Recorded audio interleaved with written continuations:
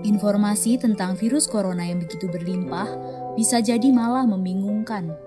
Maka dari itu, kita memerlukan protokol kesehatan yang alurnya jelas, sederhana, dan mudah dipahami.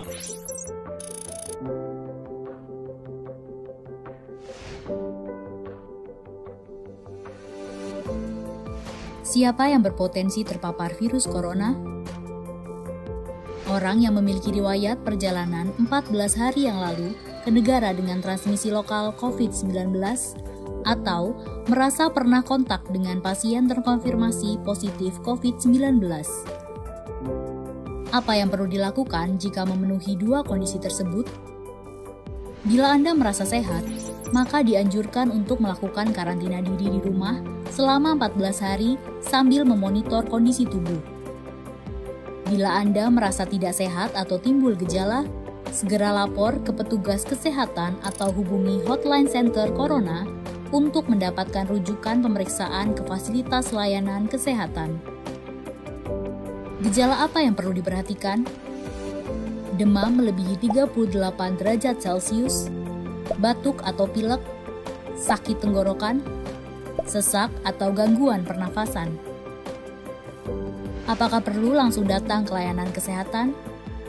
Apabila gejalanya ringan, utamakan menghubungi Hotline Center Corona atau rumah sakit rujukan terdekat untuk mendapatkan informasi mengenai langkah selanjutnya. Sambil mencari informasi, ini yang perlu dilakukan.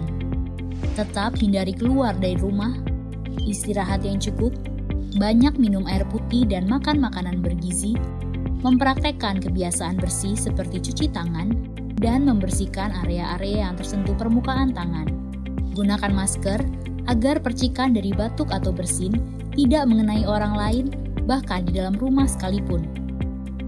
Kapan harus mencari bantuan medis tambahan?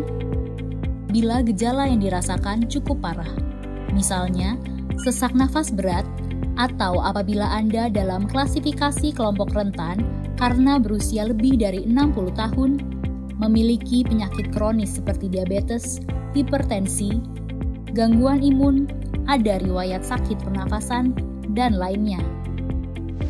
Apa yang perlu dilakukan bila gejala berlanjut dan harus ke fasilitas kesehatan? Gunakan masker saat keluar rumah. Praktekkan etika batuk dan bersin yang benar dengan menutup dengan siku atau tisu.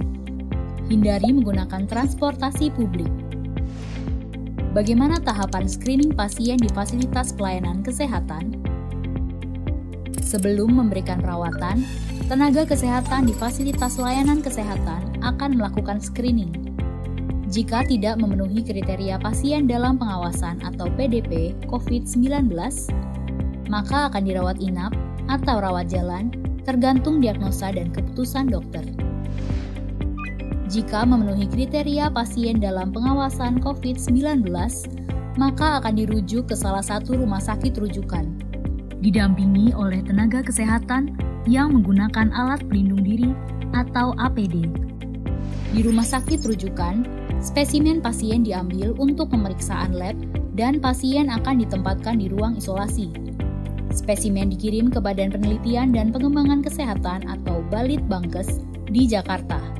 Hasil pemeriksaan pertama akan keluar dalam 24 jam. Jika hasilnya negatif, pasien akan dirawat sesuai dengan penyebab penyakit. Jika positif, maka pasien akan dinyatakan sebagai penderita COVID-19, diambil sampel setiap hari, dan baru akan keluar dari ruang isolasi jika pemeriksaan sampel 2 kali berturut-turut hasilnya negatif. Itulah informasi dan protokol kesehatan untuk masalah COVID-19 yang perlu diikuti oleh masyarakat. Sakit akibat virus corona dapat disembuhkan. Namun begitu, lebih baik mencegah dan tidak menularkan kepada mereka yang lebih rentan.